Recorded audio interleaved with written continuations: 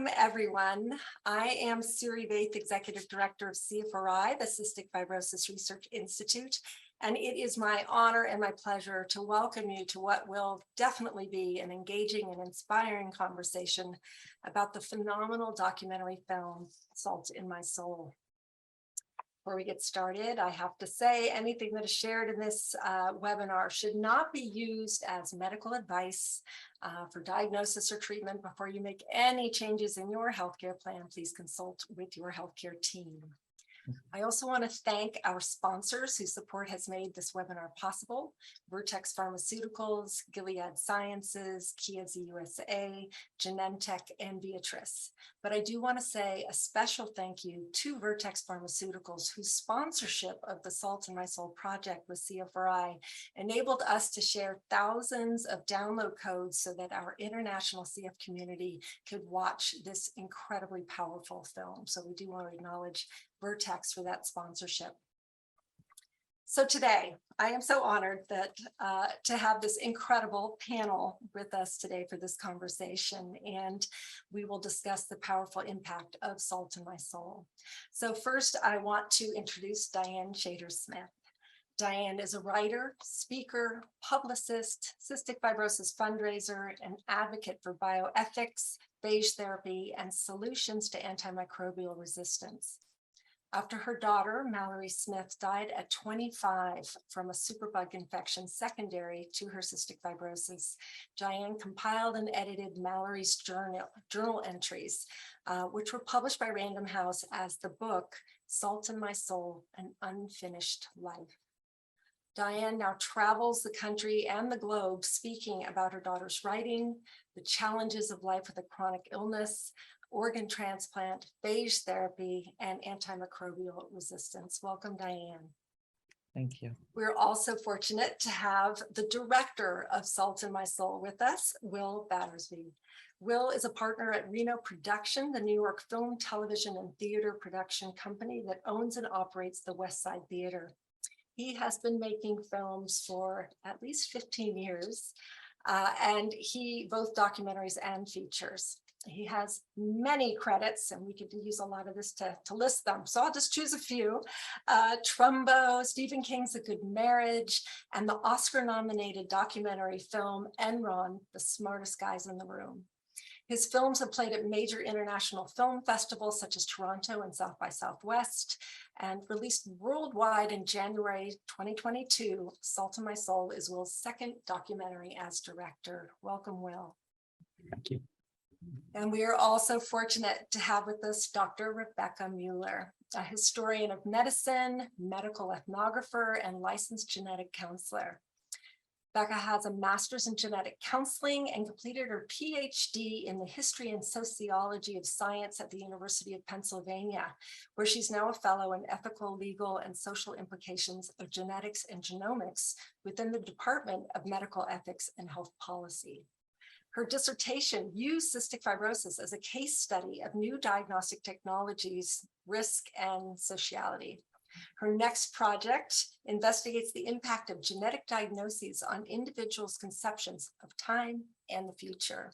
Welcome, Becca. So, one thing, we're going to get started, and I should say that anybody who is with us today, we welcome you. And if you have questions, please feel free to put them in the Q&A box. That will be easier if it's the Q&A box, not the chat box, to keep track.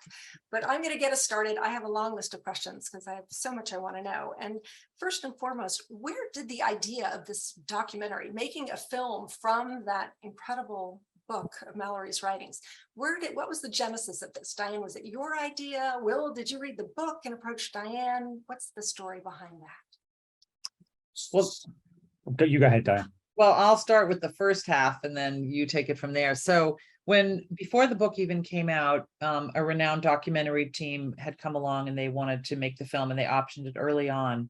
And then they were tapped to do something else, and they were, 50-50 about whether they were going to get the chance to complete it. And so Richard Abadi, who's the agent who represented Mallory's book, I called him up and I said, I really don't want to just rely on somebody who's ambivalent. I really actually would like to walk away. And I said, if you can get us out of this deal, please do. because there was no ill intent on anybody's part. And then 3 days later, I got the call, and I will now pass the baton to Will, the call saying I have the best director who's way the most perfectly situated. And I cannot tell you what transpired between that like Friday and the following Monday. So I'll let Will answer at that point.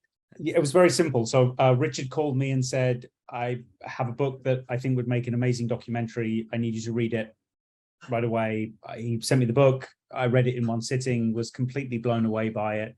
And I think the thing that, hooked me initially is the story, because very often, in documentaries, you're making it about a subject, you're not telling a story. And so I saw in this extraordinary, this gripping tale, a coming of age story with this kind of very tragic twist to it, but that was really ultimately very kind of hopeful and full of life, even though it obviously ends in Mallory's death. And was just completely smitten with the story. I didn't come from the CF world at all.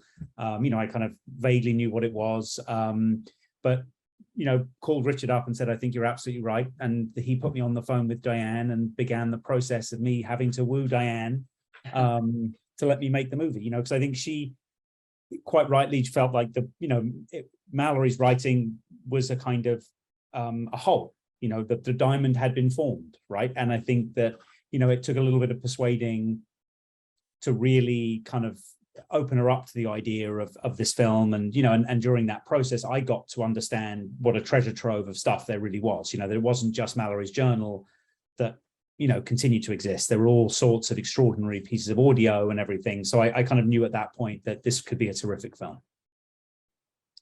Well, I imagine for you, Diane, you had to have such trust that somebody would take Mallory's story. And I am curious, what was the most challenging part for you of seeing Mallory's words and then all that treasure trove of footage brought to the screen? Well, backtracking to your first part of your question about the trust, it isn't like some renowned director like Will calls up and says, I want to make the film, and all of a sudden you have trust. That's the beginning of that's where the lack of trust starts, and the trust has to be earned over time. And I used to harass Will by calling him and saying, what are you making this film about? What's this film about? What are we doing? What are we doing? I don't know if you remember all those calls, Will. Inevitably, I swim early in the mornings in memory of Mallory. And I would go into the pool and I'd ruminate and I'd be swimming and I'd be like, what's he doing? What's he doing? What's he doing? Because I knew that I would have a very strong point of view, but I didn't know what the film, it's not like I had some vision this should be a film. Richard, the agent early on, said, this should be a limited series. This should be a documentary. There's so much material here. And I always said, it has to be a book first, because Mallory was a writer and words was the medium that she chose. We have a lot of super active, talented cystic fibrosis patients that we all know, that we see, Travis Flores, Kayla Haber, there's lots of really active CF patients, or Claire Wineland, who passed away, who was so great on social media. And there are a lot of people. There are people that quilt, there are people that draw, there are people that take photographs, they do blogging. But for Mallory, it really was writing. So I said, and once Will entered the picture and he started to talk through what his ideas were, he gained my trust, and the thoughtfulness that he brought to the project, and the fact that he was really focused on story and not exploiting the sort of trauma around it. And I remember an early conversation very vividly where he said, I want to put Mallory's death out there, not in a coy, do you remember this conversation? Will she, won't she die? We know she's going to die. So it needs to be out there, but then how do you build the suspense? How do you make people engaged in the story? And he figured out how to do that. So and I have a humorous aside, and I can't believe Diane didn't immediately answer your question with this answer. I think one of the most challenging aspects for Diane was seeing herself on screen. Oh. And I used to get calls. I'd always know what it would be about, because there'd always be a little pause before we say, I'd like you to reconsider cutting me out of the film completely. I should not be in this movie. This should just be Mallory. So, and of course we all know, those of us who've seen the film, what a terrible tragedy that would have been had we not had Diane on screen. So I have to say, as the mother of an adult with cystic fibrosis, and every time I see when you're in the room with her and they're going to take her away, and you look up and you nod, I literally tears come every single time. It is. Me too. Me too. Universal. Even just now in the trailer. Yeah. So, and Becca, as a viewer of the film versus somebody intimately involved in the creation of the film, and as a member of the CF community, what was your response at both an emotional but also intellectual level watching this film? So the film blew me away, and I immediately shared it with my close family members. And I think that is what meant so much to me, that this is something that I wanted to share broadly and that I knew would resonate with my whole family, who didn't really grow up with that much contact with the CF community. Of course, I have, survivor's guilt still being here with CF, but more than that, I felt this huge sense of sort of compassion for myself, and especially compassion for my younger self as a result of this film. Mallory's words and the way the film is done captures this kind of insane challenge of having a body that is such a finite resource in a period of life where you're sort of oftentimes pushed to take that for granted and burn the candle at both ends. And I think as someone who's experienced a lot of guilt over the years around decisions that were not ideal for my health, having Mallory, I mean, she says every decision has a life or death significance, and that's what I live with. And to have that articulated and put out there, yeah, it just gave me a sense of compassion. Like, this is an impossible tension to get perfect. And so I really appreciated that on kind of the emotional level. And then intellectually, right? Like, I study how people plan a future in light of a changing prognosis. And so again, to see a story that so amazingly articulated that was huge for me, and has, certainly helped my work. So I could never have done this, because I don't know how you pick and choose what to include and what not to include. And so, Will, how did you decide what to include, and probably more agonizingly, what to exclude? And how was that, was there a partnership with you, Diane, about things you really felt strongly should be there? I mean, should we talk about this? I'm just, for the record, I'm only 21. I was 18 when I started this film, and no.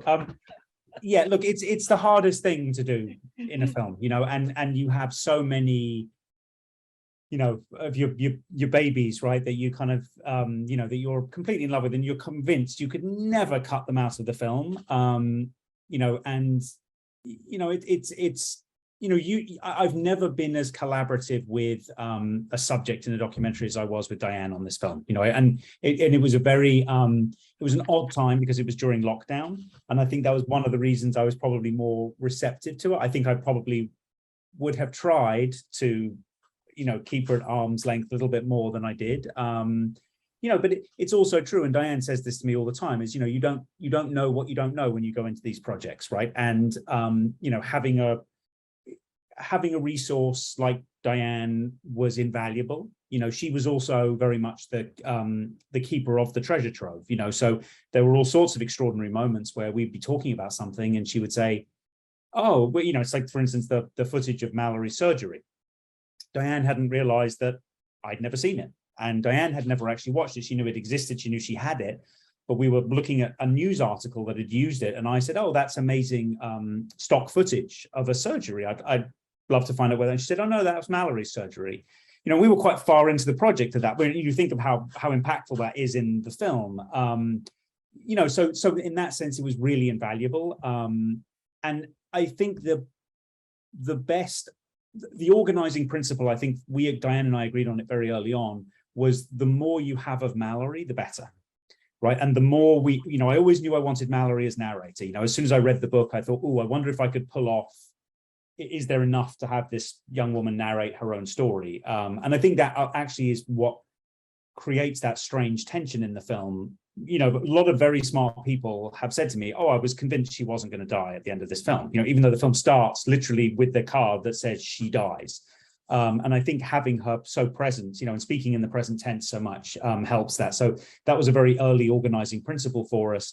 And then, for me, a big moment came when I realized I wanted to take out all of the opinion and really just leave story and character and let everybody else have their opinions. So there's a very, there's a very famous story from the book about a fight with the insurance company, and as a good dyed-in-the-wool liberal, I was like, okay, let's stick it to the insurance company, guys. And it was in the film, if you remember, Diane, for the longest time, and I thought it was an important dramatic moment. And I slowly realized, actually, it's not half as dramatic as just what was happening in this family's life, and so it was going to be a sort of pivotal act break in the structure of the film for me. And as soon as I took it out, the structure actually made a lot more sense, and it was a lot easier for viewers. And I think, so those were the sort of the key, I think the key moments for me. Diane, sorry, I'm rambling. You go ahead. No, I mean, I think that ramble is exactly what people are interested in. I think the process of how you bring something together is very personal, and everybody has a different sensibility about what's important and what's not. One of the things that was most interesting for me is that some of the stuff that's in the film and some of the stuff that got cut is not how Mallory recorded it in her journal or how I remembered it in life. And Will and I would have some battles over, I would say, but that's not what happened. And he would say, that's not how you remember it happening. That's their reality. That's how they remember. So it brought up a lot of conversations about how you remember things, how you document them. And even now I hear people tell stuff and I'm like, I don't always say it out loud, but it's like, I know that's not what went down because I read it. And Mallory, in her journal, I have to believe, was recording in real time. And it was for sort of a joke with her friends in the beginning, was like, oh my God, Diane's reading the journal. Like, she's going to spill all the beans about all the stuff that actually happened. And there's a lot in there. But at the end of the day, if you listen to me speak, if you read the book, or if you watch Will's film, there are three very, very different retellings of the story. And that has been the most interesting part of the process for me, which is people do bring their own version of life, their own ability to articulate the struggles, the challenges, or what the actual points of focus should be. And they're all very different. And so that's what has been really most interesting to me, is to see how we've been able to do different things with it. So even working on AMR, it started with all being about Mallory's patient insights and my personal agenda about bringing phage therapy to the attention of the cystic fibrosis community and mainstream America and the medical community, since nobody was really aware of it or talking about it when Mallory was able to receive it.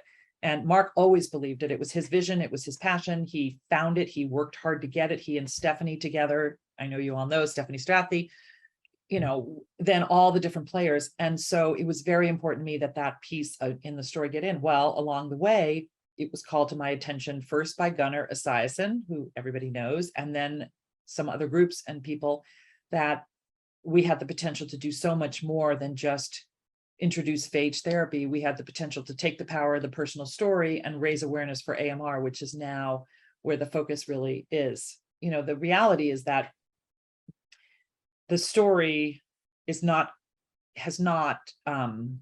didn't become an LA Times, it didn't become a New York Times bestseller. It was an LA Times bestseller, which meant everybody in Los Angeles who reads it knew about it. But in the world of culture and pop culture and content, it's very hard for things to bubble up and for things to find a home and have this evergreen landing space. And because it's a story of a girl who dies ultimately, even though everybody has said the writing is brilliant, the film is amazing, it isn't a story that people necessarily are going to gravitate towards. So by using it, I sort of decided to redefine how you define success. And the way I define success with this film, with this book, with the talks that I do, is how can we use this story to help patients get better care, to inspire patients to use their voice to get better care, to move the needle and bring phage therapy to the forefront of people's minds so that money is invested, research dollars are spent, people are not afraid of it. And finally, why the whole world has to care about AMR and how it's not just a CF or an immune compromised disease, community disease. And by that standards, to me, that's much more meaningful than the fact that it was an LA Times or Amazon bestseller. It's much more meaningful than any of the traditional feedback that you would hope to get. And that's because I think as a member of the CF community, even though I have a different perspective now, I'm still very, very attached to this community, and I still talk all the time to people, and I hear their pain and their struggles, and I understand what they're going through, and I know that we need more solutions, however they emerge. And so that's what's most important to me. Diane, there's a lot that we can pull out of the many things that you said there. And we are absolutely going to dive into advocacy and antimicrobial resistance and such. But I want to circle back because I love what you said about the writing, how you tell it, that everybody's story, you know, and perspective is unique, because you would think Mallory's writing in real time, but it's from Mallory's perspective too. So it is just a very interesting thing. And linked to the Mallory's story launching something bigger, I want to ask Becca the question, because did you find within our own community that there were people, it's like our community, people with CF, very engaged people, loved this film. I found with some family members and friends, like they were almost like, it's so hard for me to watch, which I thought was such a unique thing. I'm like, wait, this is my life. Like, that is my fear for my daughter. Settle in and watch. You know, it was fascinating. And I'm just curious if you had that response, or Diane, if you've had that from other people in the community who, not the people with CF, but sort of like the family members and friends we're trying to educate to like give them this living, breathing vision of what it is like living with CF. Oh, No, yeah, go. Take a start. Yeah, so I mean, I think that what Will said about sort of leaving the opinion out and having it be kind of those raw narratives that allows the audience to sort of connect, project, is a phenomenal aspect of this film. And so I have to say, in comparing sort of my friends who I know more professionally through the genetics world and my friends who I know through the CF community's responses, they are quite different in the sense that it's almost like a breath of relief for people in the CF community to have this story told. There's so many different, you know, came out not that long after the sort of fictional story about CF, these depictions that don't really resonate with the day-to-day of living with it. And so I think that it gets so close to that day-to-day, makes it resonate in a way that's just completely organic with people who live with this. Whereas it's a lot for other viewers to get used to, and they come at it from a different vantage point. And so what I find fascinating is the things that professionals watching it kind of pick out and ask about. When we presented at a conference on kind of where a theme of the conference was sort of inequality, there were questions about like bringing resources to a disease and how that relates to this condition. And I thought one of the profound moments was the fact that that's what stood out to this audience, that they asked a question, and that our panelists, Diane here and Emily Kramer-Gollenkoff, said, you know, at the end of the day, when a disease is completely untreatable and there is no drug, no matter how much you apply, how globally you search to treat it, that's an inherent form of inequality. And I think that was so valuable for that community of researchers to grasp. And it really happened because of how the film allows them to have their own initial response and then ask the question. So. And I'm sure Will and Diane, you both have been inundated, flooded with letters, emails, comments from people. And I'm just curious if you could share what are the strongest themes of the messages that have been shared with you. Will, you want to go next? No, I'm going to let you take this because again, sorry, I'm doing my kind of my humorous asides, but I've never in my entire life as a producer, we were designing the website and we were doing the contacts page, and Diane said to me, oh, you should just put my email address up. And I said, no, you don't put your personal email address on a film's website. It's just not done. It's insane. You know, we'll create a generic one for you. And she said, absolutely not. She said, throughout her entire, you know, life as a mother advocate in this world, she said she wants people to be able to reach her personally and specifically. And I honestly thought, because, you know, if the film hits, she's going to be completely overwhelmed by this. But one of my favorite things is getting the forwards from Diane. She just sent me a text yesterday from somebody, you know, because they're always utterly kind of moving, and they can be very heartbreaking. They can be very, very profound and extraordinary. I mean, I think the one, I shouldn't name where he teaches, but a very eminent professor at a college whose wife had passed away, not from CF, right? No, But CF. it was Absolutely, CF, yeah. and he had left behind writings, and he hadn't been brave enough to read them yet. And so he reached out to Diane for help in literally how he could work himself up to read these writings. And I mean, sorry, Dave, you should tell some, because they're really extraordinary, and it's such a privilege, honestly, for me to be allowed into that, and to have had a tiny part in, eliciting all of that. Well, I get emails, Facebook notes, Twitter messages, LinkedIn. I hear from people every day. And what's interesting is every once in a while, one really bubbles up and it makes me want to circulate it. I mean, I have thousands of them. I don't think people are going to write to me and say, oh, I didn't like your film. I didn't like your book. I didn't like your daughter starting. Oh, sorry. Cooper and Buffy. Sorry, we have a new puppy. The older dog is not so happy. But, every once in a while, one comes to me. I get a lot of notes of people saying, I am desperate. We are out of options. I need to get phage therapy. My doctor won't even talk about it. I get notes saying, I shared your book with my CF care doctor, the CF specialist at my hospital, because I want them to make sure that every other patient reads it. I'm trying to get friends to watch it, but they think it's going to be too sad. So I definitely, absolutely hear that people are afraid of it. I think it's why it has not been more of a quote unquote commercial success, because I think that people are afraid to feel something. And this film does make you feel something, whether you knew Mallory or didn't know her, whether you know someone with CF or you don't know someone with CF.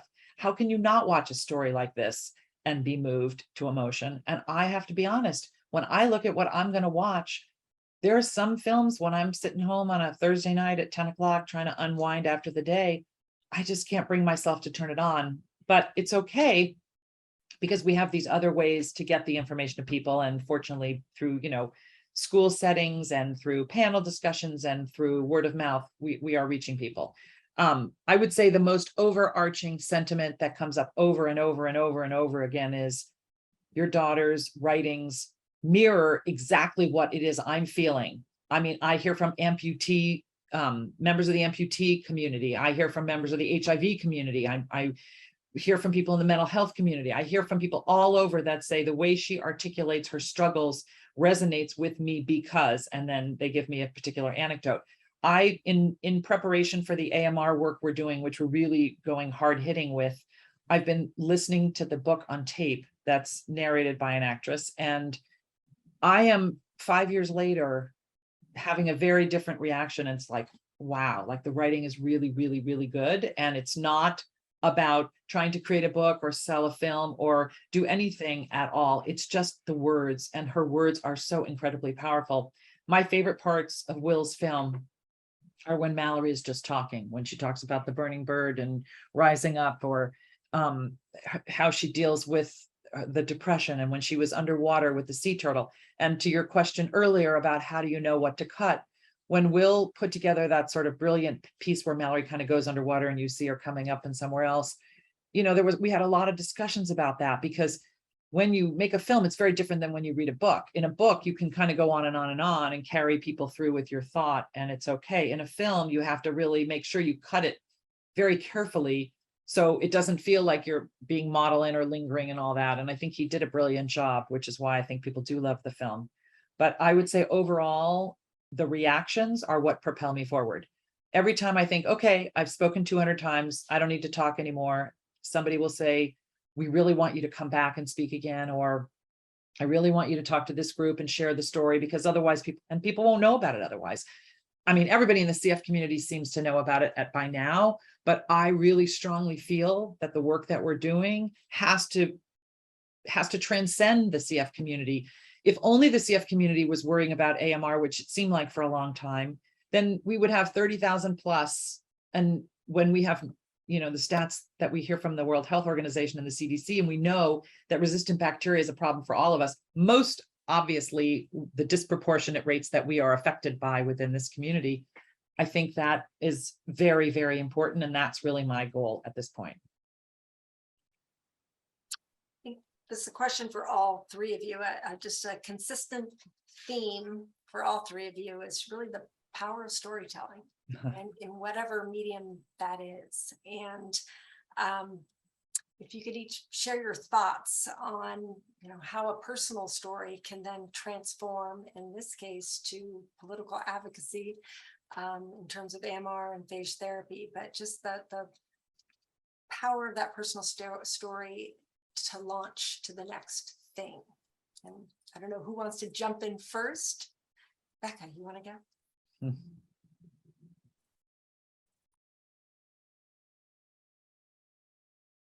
I think that one of the things that's really interesting about this story coming from the CF community is that the CF community is one that has been disbanded and reformed, right? Aside from CFRI, there haven't always been events and places that people can get a sense of company because of infectious. It's really because of Cepacia. And so I think that scene in the film where Travis Flores is featured going into his third transplant, and he can bring very few things with him and have no family members. And he says, one of the things I brought is Mallory's book, because it gives me hope and it makes me feel less alone. And I think in the CF community, simply feeling less alone and knowing that these problems and feelings are shared is a huge starting off place of just personal growth, empowerment, feeling that you can have a voice and, go to Capitol Hill and talk about AMR and so many other things that affect us. So to me, that's really what's central, is kind of hope and not being alone and the power of change that it brings. Will? I'll tell a story, I think, rather than sort of pontificate, which happened kind of early on, and I won't name the organization. It was not CFRI, because everything they say is interesting. But we were on a call with a group of doctors, but in sort of private research, and what was fascinating is they were talking about the same things that we're interested in, right? And that we're interested in this film becoming, right? A voice for this very specific community, but also then in showing how the experiences of this community have this extraordinary global significance, right? And he started talking, and within 90 seconds, I realized I had completely switched off. I was utterly bored. And it was because he's this very powerful, successful doctor telling me what ought to be happening and and again, and it sort of comes back to that thing, Becca, that you sort of picked up on, is that I was like, oh, he's just giving me his opinion, right? And he's telling me how he's going to make money off this thing, and that's fine, right? I don't begrudge anybody that. And I think, unwittingly what I did, right? I'll say witting, I'll say knowingly what I did is by just allowing a patient, right, a very real human being, right, to speak, right? And then the people in her life, who were most directly affected by her, including her doctors. That's the other thing I think as well about the film that shows is the sort of humanity of doctors, which is often kind of overlooked or shunned, pushed aside. But I think it's the singular power of what patients go through, what CF patients go through is just, and it's really important to always come back to the patient, right? Because ultimately, and I said this to the doctor, I was very candid. I don't think he likes me anymore, but I said, look, you're doing all of this because you're trying to save that patient.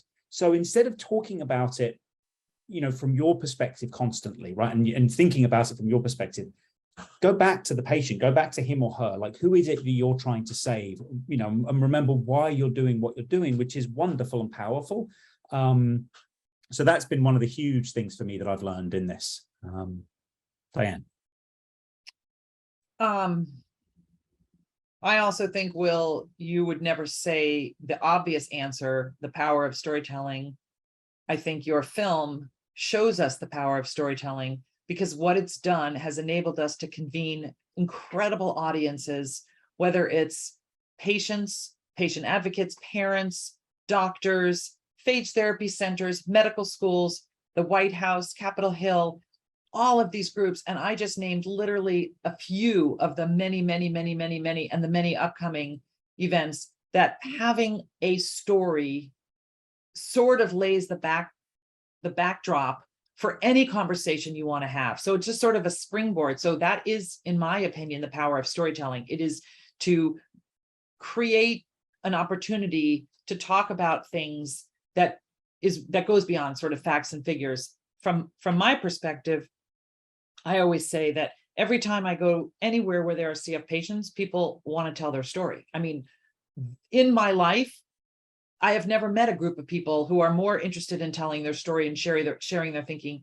than the CF community. I mean, it happened when I would visit hospitals, or people write to me asking how they can share their stories. And I think I was trying to understand, and why did Mallory for 10 years write so much? Why is it? And I think it's because, and I'll quote Mallory, she said, you know, I used to think you had to do something big to make a difference. Now I think you can do something big or small. And sometimes ways that are small, that seem small, are actually really big. I mean, I'm paraphrasing it, but that's the gist of it. And writing is an example. You write in your journal, you don't realize it can be a very big thing. But that said, I think because of the limitations this horrific disease has imposed on people, less so now, thanks to Vertex, that there's Trikafta, but the limitations that have forced patients to redefine their goals and redefine what success looks like as their lung function decreases or their disease progresses, whether it's the GI symptoms or the sinuses or the lungs or whatever, that the desperate need to recreate themselves.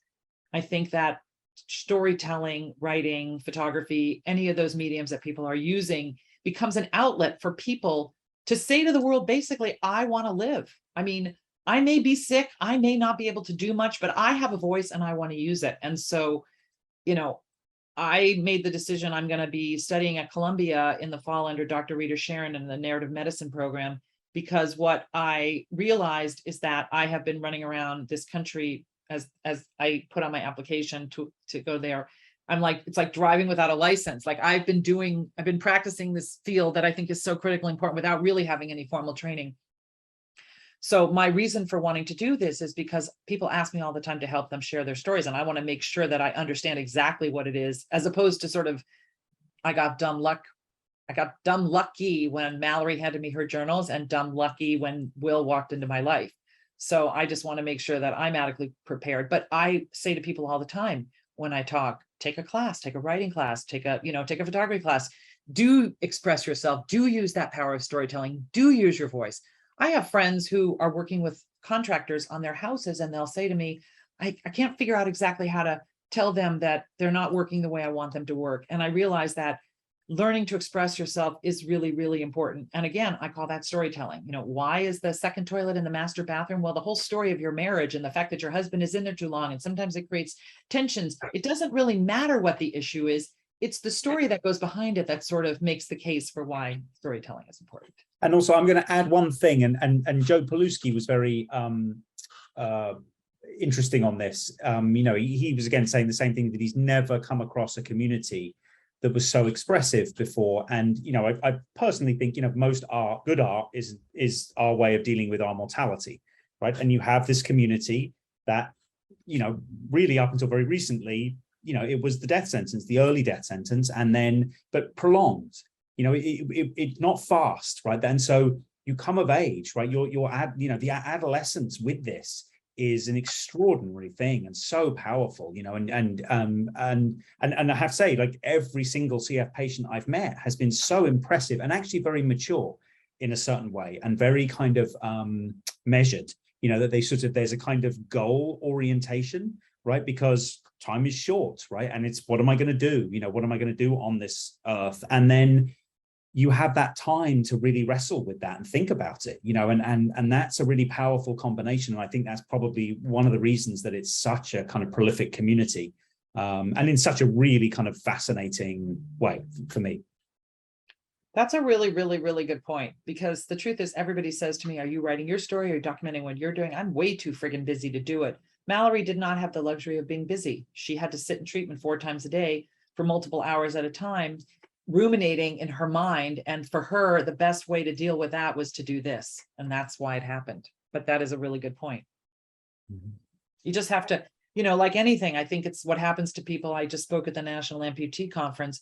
That was really mind-blowing, because every single member of the amputee community is worried about AMR, because those, you know, at the point of the surgery, they're really high risk for infection.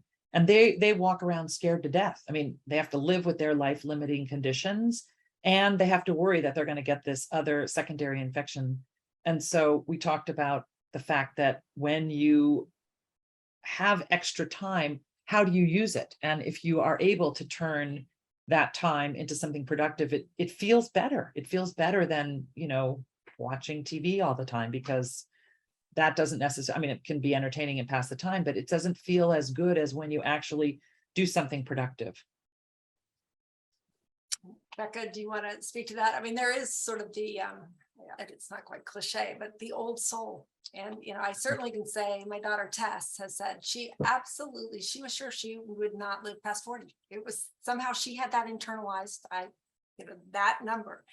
And, it is a shift now, because she is one of the lucky ones who can take Trikafta. So it is a shift of a mindset. But I think, Becca, whenever we're together in a group, it's I'm so-and-so, I'm this old, and I have CF. I mean, almost every group starts off sharing your age, because the older you are, it's this gift to share with everybody. It is. And so many people remember that moment of learning that CF is lethal, learning the median life expectancy. Half the items behind me, these Japanese wishing dolls. I wished on a doll that, there'd be a cure for CF when I made it to 29, and it seemed like maybe I didn't need the cure. I was surviving. Everybody made more wishing dolls. I mean, it is such a part of life to try to get beyond what you're told is possible. And in my work, as I finally became a part of the CF community and interviewed so many people, I started to think of this phenomena as prognostic imagination. What do we hope, dream, fear, and also plan for our lives, given an evolving prognosis? And there really is this aspect of kind of imagination and what we're told, and then the reality of what's happening with progression in our bodies, and that constant revisiting of how much time you have in the long term, but also day to day. People with CF have huge time demands. So being able to, write the journal entries while she's doing her treatment, that's a way to reclaim some of it. And I think as I study CF and move on to focus on other conditions, kind of like Dan was saying, this really resonates, this idea of having something life limiting that is moving and having to constantly change your plan, your hopes, your dreams is really, I think, kind of the essence of living with CF that obviously has a broader resonance. Well, every community, everybody, everywhere always talks about resilience. Well, there is no more resilient community than CF community, because nobody is really tested the way this community is. So now, because we're getting around the corner on the clock, I really do want to talk about how this film has launched beyond cystic fibrosis and to the broader topic of phage therapy and antimicrobial resistance and the need for new solutions to that. So Diane, can you share where this film has now taken you in the path of advocacy?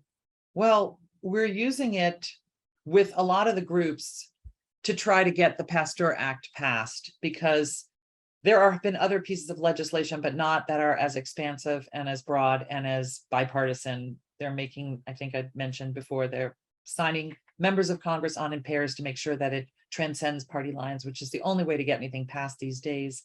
And so I have been to England, going back again in the fall to Oxford and to Cambridge, been invited to Australia, doing talks at the American Medical Writers Association, speaking at the International AMR Congress.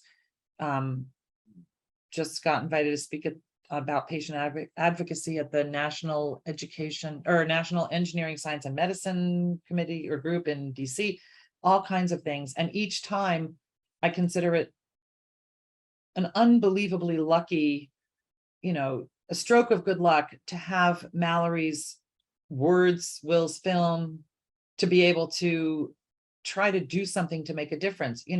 As I say, it's not just CF patients that want their lives to matter. I think when you have watched your daughter die, and the only thing, we lost our host.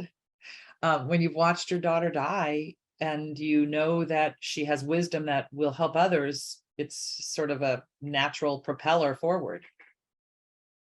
You left out Congress, the United States Congress, Diane. Congress, yes. Just then.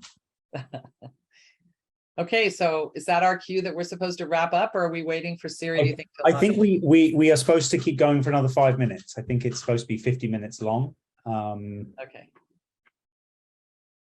So Will, I have a suggestion. Do you want to tell people listening? No.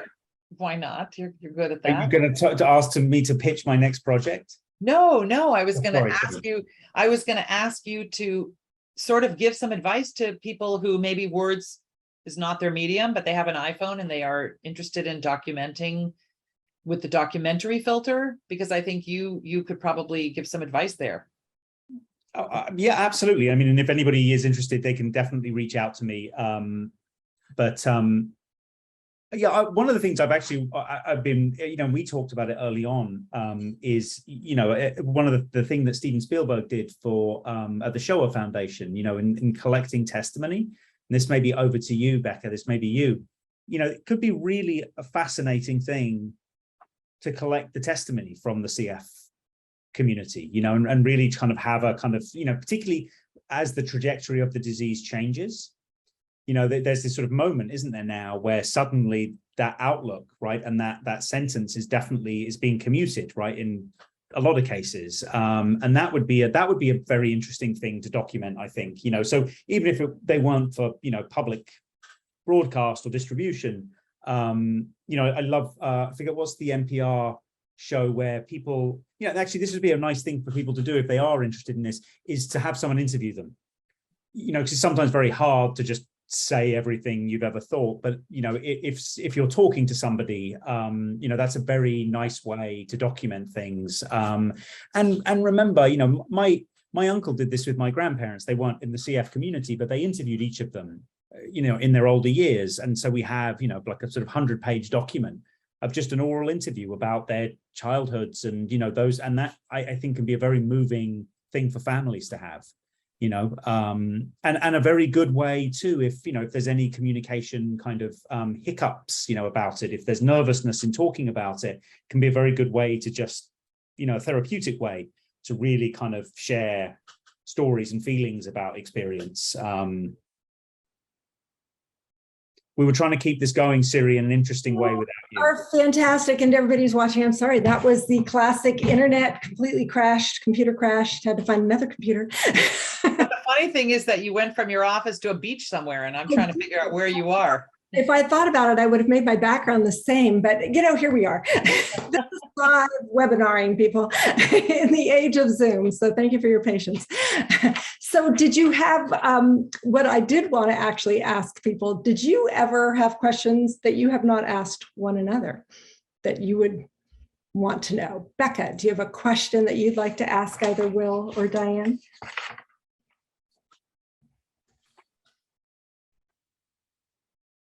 I guess I just wonder, and you've spoken to this a little bit, but what it was like to pick up this story that in some ways was so unknown and different from how Mallory kind of presented herself. I think that's one of the things that's so profound and that makes the book just such a lesson in kind of isolation and what we choose to share and not share. And I got a good sense of Mallory's choices in deciding to do it that way. But I still can't quite imagine what it must have been like for you, to pick up the text and to see that side that she hadn't always been articulating. Well, I will say, we all have our regrets. I wish I could stop the clock, turn it back, and start all over, knowing everything I know now. And that has been very painful. But that said, Mallory made a choice, and she, Will and I, so first of all, my sister early on said to me when I was putting together the entries for the written work, she said, you have to put in the mother-daughter dynamic. You have to put in some of the stuff she wrote about you. And I said, she didn't write it about me. And it's not that she didn't feel it necessarily. It's that she knew instinctively that I was going to read it, do something with it. And she made the decision to spare me that, even though you know, my very strong memories are we'd have a fight, she'd slam the door, she'd go off and start pounding. And I kept thinking this journal is just going to be filled with hate towards her mother. That's what I really thought. But, you know, clearly she didn't have, that's not how she felt. And she made this decision. And I think to the old soul comment, Siri, that you made earlier, yes, most CF patients are old souls. And I think that her understanding that her life was going to be cut short made her decide not to include things that would be hurtful. She very often would express her gratitude. In the book, I was listening last night when I was walking, she says, you know, if I die, and it's the whole part where she talks about she's not suicidal, but sometimes she thinks it would be easier if her life just ended. And then my parents would get her life back. And sometimes I look at Mark and I say, we got our life back. Like, do you want this life? And we both jokingly say, no, we want to be back. I want to be back sleeping in the hospital, or should I say not sleeping in the hospital with the bells beeping at 6 a.m. with the doctors not responding, and the anger and the frustration and the agitation. I mean, I would give up my cushy, easy life now for that, and both my arms and my legs to be back there. But since I don't have that choice, the choice I make, to your question, is to realize that I have information that will be helpful to others. And that information, especially to parents, is do not just accept what's going on the surface. Dig deeper than I did. Although I was with Mallory 24/7 and I was always trying to sneak into her diary, and I got to know her friends and I had them all over for dinner. So it's not like I could have really been any more invasive or present in her life. But maybe I would have framed my questions differently. Maybe I would have not stopped when she stopped. Maybe I would have pushed a little harder. I do know that there was not a lot of psychological support now. And now I hear that routinely there's shrink rounding as part of clinic, which is huge progress. I mean, the pain management, a lot of the issues that Mallory writes about, I wouldn't say they've been resolved. The shift change issue, I mean, they've just have moved forward. And so some of it's not as relevant as it was, but in general, I think that it's helpful to have insight into somebody's story, to know that maybe we are not digging deep enough to understand what people are feeling. So it was painful, I will say that. Well, I do feel like that is also part of the power of it. And, you know, during my absence, maybe you discussed this, but really with this shift in the CF community, and especially with the advent of modulators, there's almost like a disparity within our community now, right? The people 100% benefit from it, the people cannot. And so, you know, part for me, the power of that film is that is still current. And we also know many of those issues are not resolved. Some places may have resolved it better than others. But it is still really hard. And even for those people benefiting from modulators, it's multi-systemic. It is deep, deep mental health impacts that have been there for decades. People have lived with fear and insecurity and pain and burden of care for years and years. And, you know, taking modulators isn't going to make everything go away. And so I just feel like this film is so useful. And I love what you said, Becca, that sense of identification and shared experience, and how empowering that is to feel less alone to see that.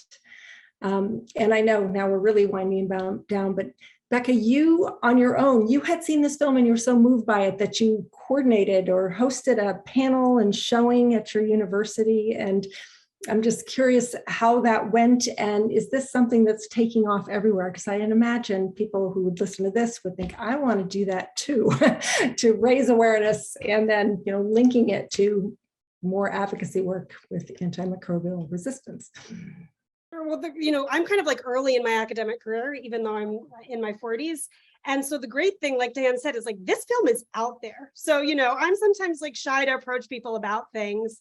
And my advisor, you know, saw this on Twitter and knows that I work on CF and brought it up to me. And I said, yeah, absolutely. Let's, you know, do a panel. And I'm really grateful to him for that. And I hope this is the first of many panels, because this was an audience of bioethicists who work on genetics. And I think it was one of the huge highlights of this virtual conference, where again, people came and saw it through their own lens, had the opportunity to ask questions, and it really gave people a different perspective on what it means to live with a condition like CF and these inequalities within the community, that it's not all about sort of, you know, socioeconomic and ethnicity inequalities, It's about the fact that some people have a harder mutation to treat. Some people have microbes that are much more resistant. And so it was really valuable to bring that to the group. And if I can just share one thing about Trikafta, which I am benefiting from. Someone said, what's the worst symptom of CF these days? And this is a luxury to say this, but I have to say it's chronic worry about bacteria, picking them up somewhere in their environment, having, even with Trikafta, them not be treatable enough with current antibiotics. And so even benefiting, this issue of AMR is the biggest thing I worry about, and it impacts where I go, what I think about, my worries about the environment and where I might be acquiring, new infections. Well, I'm going to be absolutely 100% dragging you into this journey that I'm on, because Mallory has a great patient voice, but we need to engage people who have stories, who are still in the fight. And I think that's really, really important. Definitely. And CFRI is your partner in Yes. anything that you're doing, Diane, related to this. Will, you're now sort of part of this for life. There's no leaving the CF community once you're in. Well, let me just say, California of communities. you don't have to worry about that. It was when I was at the Amputee Coalition conference that I had this idea that we needed to because I was talking with the people from CARB-X and PFID and some of the other groups that are working on this AMR.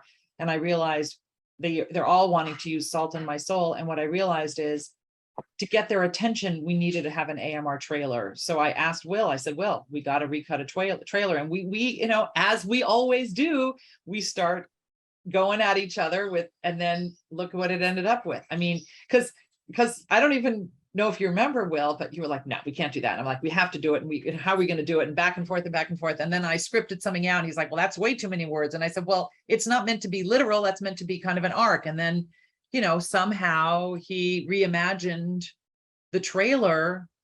To me, friggin', we're not allowed to swear, brilliant. This trailer is brilliant, in my opinion, for introducing AMR to people who are a little bit aware of it, but not really understanding the consequences. And Rebecca, I'm going to tell you that I do a lot of really interesting things professionally. I do a lot of interesting things personally. I have an amazing life. I miss my daughter every minute of every day, but my life is really amazing. But AMR is what drives me. Because first of all, it isn't just using Mallory's story and her memory to change an issue, but I personally worry about AMR. I know too much to turn my back on it. That's the problem with doing a deep dive. I didn't do as deep a dive when Mallory was alive because I was way too busy taking care of her. I was living in the day-to-day struggles of her life, her existence, her insurance worries, her treatment plan. But now with the distance of perspective, I realize this is just a huge, huge global health problem. And it's funny, Siri, when you were off and I wanted Will to answer a question, he thought for sure I was going to say to give a plug for his next film, which, by the way, is about the environment and climate change. And actually Stems is based around a character in Salt in My Soul. So I'll leave that little teaser there. But what's interesting is I often find myself asking, which is a bigger problem? Public health, because what's the point of saving the environment if you're going to die from all these, infections and bacteria? But on the other hand, if you save yourself from these infections, but your world is burning and it's on fire. So it's a really interesting problem. But I do think that the fact that Will is, when he's not working with me on this, he's working on in climate change and environmental issues. I think we're very lucky to have him as a filmmaker who's made the decision to work on projects that actually mean something. Although he did do a kind of I don't know what you call Spine of the Night, but he did a very pop culture, what do you call that? It was an animated fantasy film that came out last year at Halloween. Diane was shocked that I was working on that at the same time as Salt in My Soul. That's my producing. So horror films and fantasy films pay the bills. Documentaries can change the world. So, but he told me the funniest thing, which I thought was really sweet. He said that nobody had really. You're about to tell a story about the director of that other film who I work with all the time, and you shouldn't tell that story. No, this is about you walking. This is about you walking down the street and women saying they wanted to be your friend on Facebook because of Salt in My Soul. Oh, it's true. It's true. He told me that story and I was like, that's so sweet. He said when Spine of the Night came out, none of the women in the community wanted to befriend him, but when Salt did, his wife's friends said a friend request. So I was happy about that. I need to come armed to these conversations and stories about you, Diane. We'll have to have another one. So with that, yes, this documentary is changing the world. It's changing the personal worlds of people. It's changing the global world. It's really leading to something that's so important. And for people who are listening, we will be at CFRI sharing more ways on how to engage on this issue. Whatever Diane and Will are up to promote this, we are going to share that with you. We all have our piece of what we can do. And speaking to that, Diane, whatever you do, just lean in and engage, because there are many areas where we need help. But with that, I want to thank the three of you for sharing your time, your perspectives, your expertise, your stories with all of us. And again, what a gift to the world is Salt to My Soul. And we all have gratitude to Mallory and to you, Diane, for bringing her words to the world, and to Will for you bringing them to visual life for all of us. So thank you, Rebecca. Thank you, Will. Thank you, Diane. Thank you. Take care. Thank you. Bye-bye. Bye.